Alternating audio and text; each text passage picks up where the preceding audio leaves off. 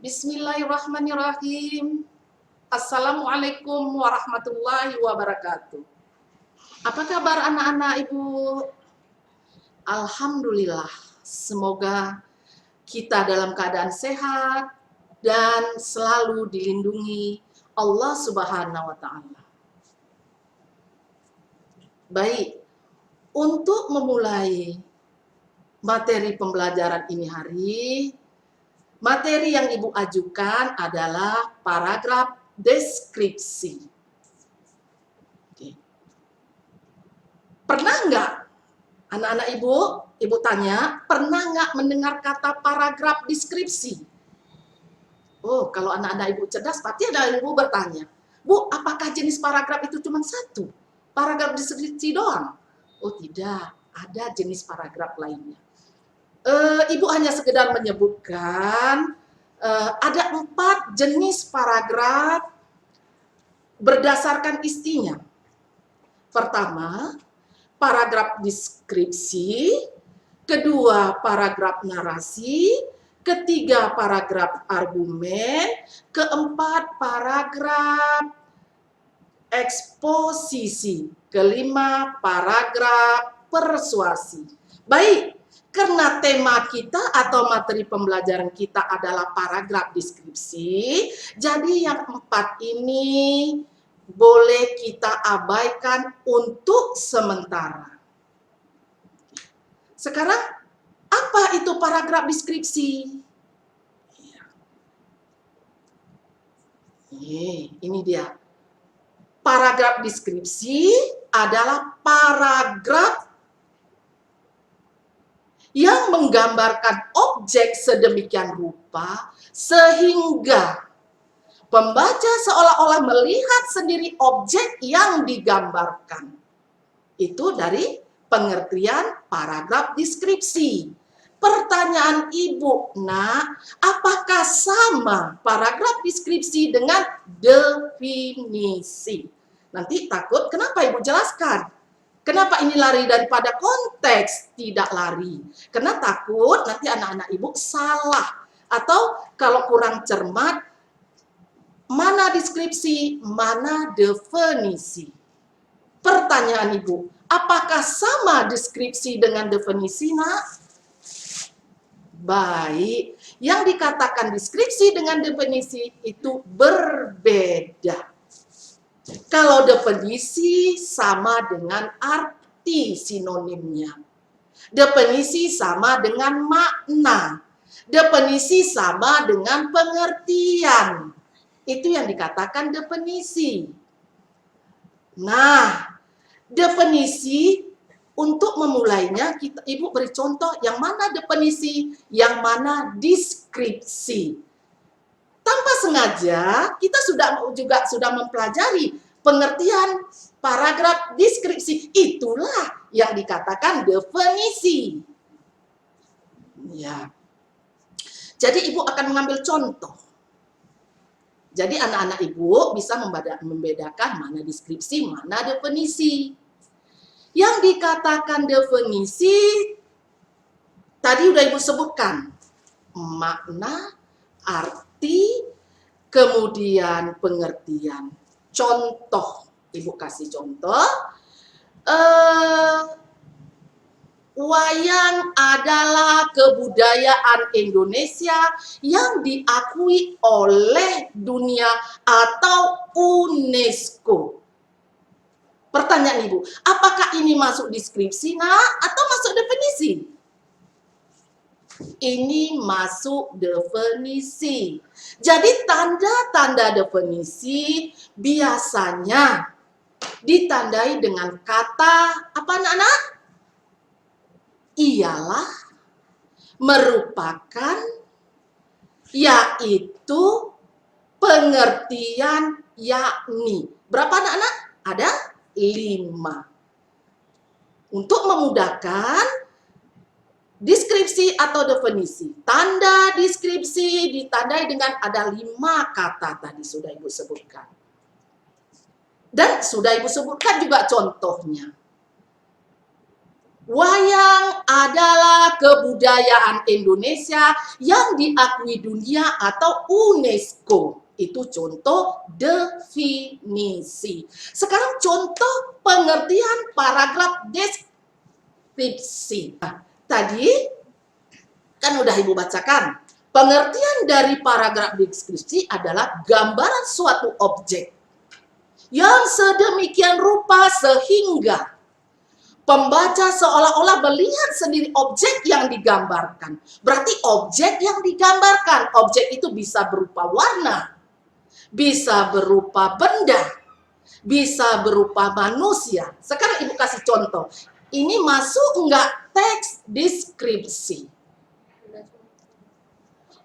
Wayang kulit terbuat dari kulit rusa yang dipoles sedemikian rupa sehingga menyerupai wayang. Pemain wayang terletak di belakang layar. Penonton wayang terletak di depan layar. Pemain wayang disebut dalang. Nah, anak-anak, apakah ini contoh paragraf deskripsi? Baik, inilah yang namanya contoh paragraf deskripsi. Karena ada objeknya di situ dijelaskan. Karena ada objeknya situ digambarkan. Mana anak-anak objek yang digambarkan di situ? Objek yang digambarkan di situ adalah wayang. Objek yang dijelaskan di situ adalah wayang. Objek yang dipaparkan di situ adalah wayang. Jadi jelas ini adalah contoh paragraf teks deskripsi. Jadi anak-anak, Ibu semua sudah bisa membedakan mana teks deskripsi, mana teks definisi. Nah, tujuan kita mempelajari teks paragraf deskripsi adalah agar pembaca atau pendengar seolah-olah melihat langsung teks yang dideskripsikan. Tadi kan udah Ibu kasih contoh. Sudah Ibu kasih bacakan contoh. Seakan-akan kita terlibat dalam teks tersebut.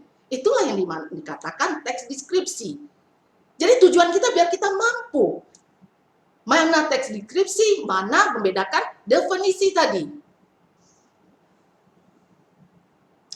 Sekarang kan kita tadi sudah belajar materi pembelajaran dan deskripsi, materi itu tujuan pembelajaran. Sekarang indikatornya kita kan sudah belajar, berarti kita sudah bisa menentukan jenis teks deskripsi.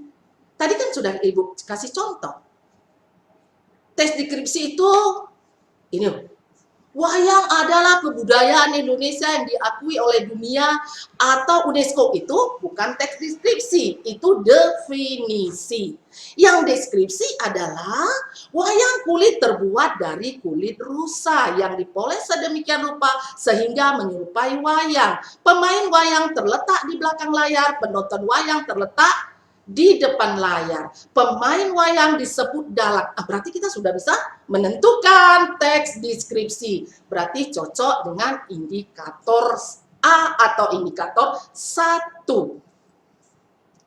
Untuk selanjutnya, ciri umumnya. Kita bisa dapat menentukan ciri umumnya. Karena tadi kita sudah belajar paragraf teks deskripsi. Apa ciri umumnya? Ya, diantaranya ada 4. Diantaranya kita dapat mendeskripsikan objek yang kita gambarkan. Kedua, ciri umumnya. Apa ciri umumnya? Ya, ciri umumnya misalnya teks deskripsi. Apa yang sudah kita bacakan, apa yang bisa kita ambil ciri umum teks deskripsi tersebut? Kan jelas di situ objeknya kelihatan, objeknya kita gambarkan. Nah, dia bisa warna, bisa benda, bisa warna itu banyak, mau merah, mau hijau, mau hitam. Kan begitu. Udah ngerti anak-anak? Sekarang dari kebahasaan teks kita dapat menentukan kebahasaan teks deskripsi. Misalnya, teks deskripsi memakai kebahasaan apa aja? Apa aja kira-kira anak-anak? Kan di sini tadi indikator kita harus sudah mampu menentukan jenis teks deskripsi. Kedua, kita harus bisa mampu bagaimana ciri umum teks deskripsi. Tiga, kita mampu menentukan kebahasaan dari teks deskripsi. Baik anak-anak, Ibu akan kasih contoh tes kebahasaan deskripsi. Tadi kan udah ada contohnya tadi. Ibu udah gambarkan yang mana teks definisi, yang mana teks deskripsi. Ada apa di situ? Di dalam teks deskripsi tadi ada bahasa apa yang Ibu pergunakan di situ? Baik anak-anak, bahasa apa yang Ibu pergunakan dari teks pemain wayang tadi?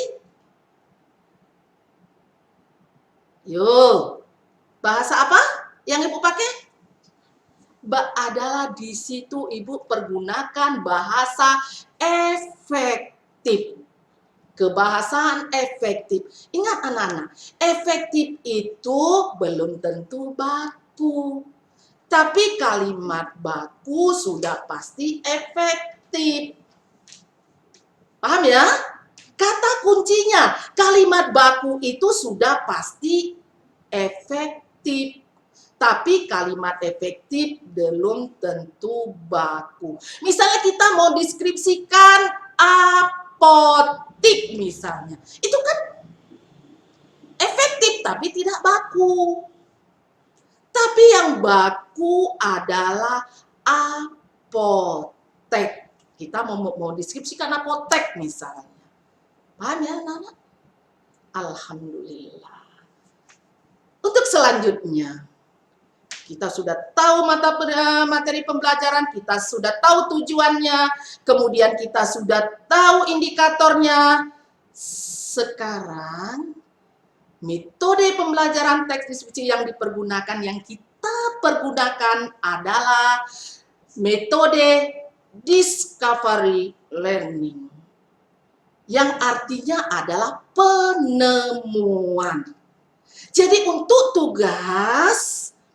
tugasnya di rumah, coba kalian observasi. Coba anak-anak Ibu observasi lagu nasional Padamu Negeri, ciptaan Kusbini, dan lagu Nyiur Hijau di Tepi Pantai, ciptaan Maladi. Apakah ini masuk ke dalam teks deskripsi atau masuk ke dalam definisi? Karena metode yang Ibu ambil, metode yang kita ambil adalah metode discovery learning. Jadi tolong anak-anak Ibu observasi. Anak-anak Ibu buat yang dikatakan observasi adalah pengamatan. Coba anak-anak Ibu amati.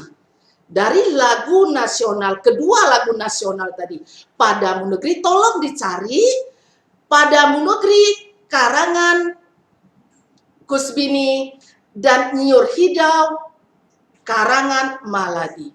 Apakah ini masuk ke dalam teks deskripsi atau teks definisi? Alhamdulillah. Akhir dari pertemuan ini, Ibu akhiri dengan wabillahi taufik walhidayah. Assalamualaikum warahmatullahi wabarakatuh.